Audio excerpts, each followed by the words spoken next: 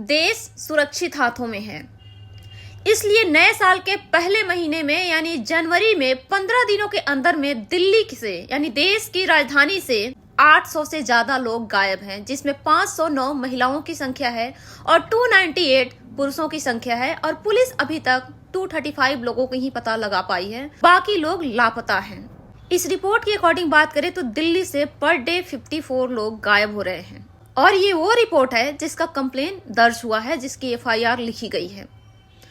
तमाम ऐसे केस होते हैं, खासतौर से जो दिल्ली एनसीआर के बॉर्डर एरिया में होता है, जिसकी कंप्लेन तक सामने नहीं आती है और कंप्लेन पहुंचती भी है तो पुलिस लिखती तक नहीं है और लिखती भी है तो मीडिया में आती नहीं है। तमाम इस तरह के केस होते हैं जिसका कोई रिकॉर्ड नहीं होता है। तो संभावनाएं बताई जा रही है कि दिल्ली से पर डे 80 से 90 लोग गायब हो रहे हैं, जिसमें ज्यादातर लड़कियां शामिल हैं, औरतें शामिल हैं और ज्यादातर लड़कियों की बात करें तो 12 से 18 साल के बीच वाली लड़कियां उसमें गायब हो रही हैं। देश की राजधानी दिल्ली में जिस तरह बाजार में आलू प्याज मिलते हैं, उसी तरह लड़कियों की और औरतों की तस्करी हो रही है।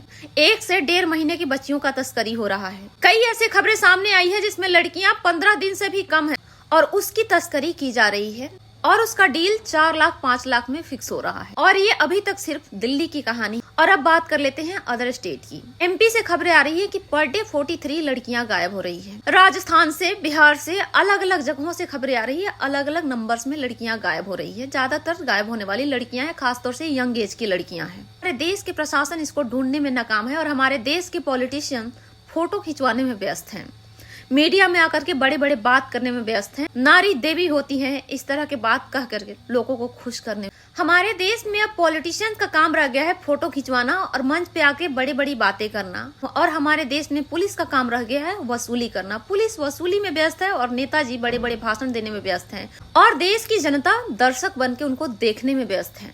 यहाँ किसी को किसी के लिए टाइम नहीं है और इसका फायदा पूरी तरीके से हमारे देश के पॉलिटिशियन और प्रशासन को मिल रहा है। मूवी में डायलॉग बोला गया है जिसमें कहा गया है कि अगर पुलिस चाह ले तो मंदिर से एक चप्पल भी चोरी ना हो।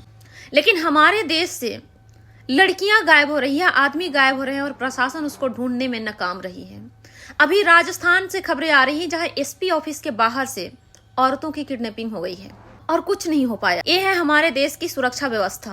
और रूलिंग गवर्नमेंट लोगों को यह कहकर गुमराह करने में लगी हुई है कि जहां पे उनकी सरकार नहीं है वहां पे लोग सुरक्षित नहीं हैं और लोग आसानी से इस बात पे भरोसा भी कर लेते हैं। जिस स्टेट में रूलिंग गवर्नमेंट के सीएम नहीं है वहां पर अगर कोई भी इस तरह की छोटी सी हंगामा होती है तो उस बात को बतंगड़ बनाया जाता है।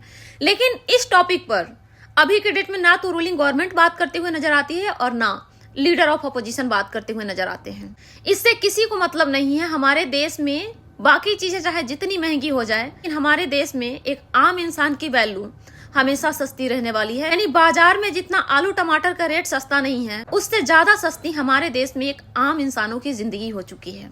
ये है हमारे देश में सुरक्षा व्यवस्था।